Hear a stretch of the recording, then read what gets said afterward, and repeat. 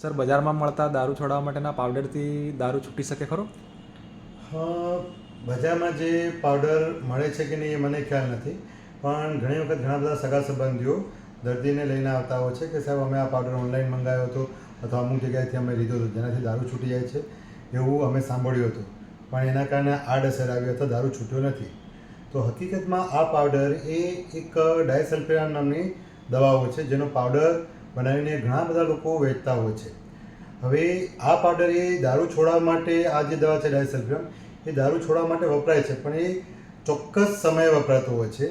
જો કોઈ પણ વ્યક્તિ દારૂ વગર 12 થી 15 દિવસ કાઢી નાખ્યા હોય પછી એમને સમજાવીને એ દવાની આડઅસર વિશે જાણ કરીને એમના સગાવાલાને સમજાવીને એમની સિગ્નેચર કરાવીને પછી આ દવા આપવામાં આવતી હોય છે.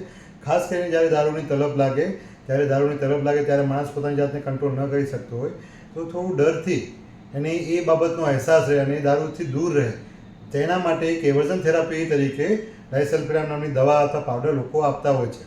આઈડિયલ રીત આ છે, પરંતુ જો પહેલાં 12 દિવસમાં જ જો વ્યક્તિ 12 કે 10 દિવસની અંદર જો દારૂ પી લે તો ડાયસલ્ફેરામ અને આલ્કોહોલના રિએક્શનના કારણે એક રિએક્શન આવે છે, એ બંનેના કોમ્બિનેશનના કારણે, જેમાં ચહેરો લાલ થઈ જવો, ઉલટી થવું, ઉબકા થવા અને ક્યારેક ક્યારેક ગંભીર પરિસ્થિતિ પણ સર્જાય છે, જેમાં માણસ ગુજરી પણ જતા હોય છે.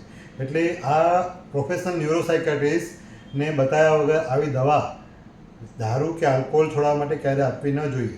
નહીં તો ક્યારેક ક્યારેક ગંભીર પરિસ્થિતિ સર્જાતી હોય છે, જેમાં શ્વાસ ચડવો, માણસ ગુજરી જવું, ખેંચ આવી, રિએક્શન આવવું, જે બહુ જોખમી છે.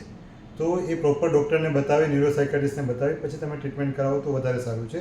અને આ દવાનું ચોક્કસ રીત હોય છે આપવાની, એની ચોક્કસ કાઉન્સેલિંગ કરવું પડતું હોય છે અને દરેક વ્યક્તિને અલગ અલગ ડોઝમાં આપવી પડતી હોય છે. તો એ રીતે તમે સારવાર કરાવો તો વધારે સારું. ધન્યવાદ.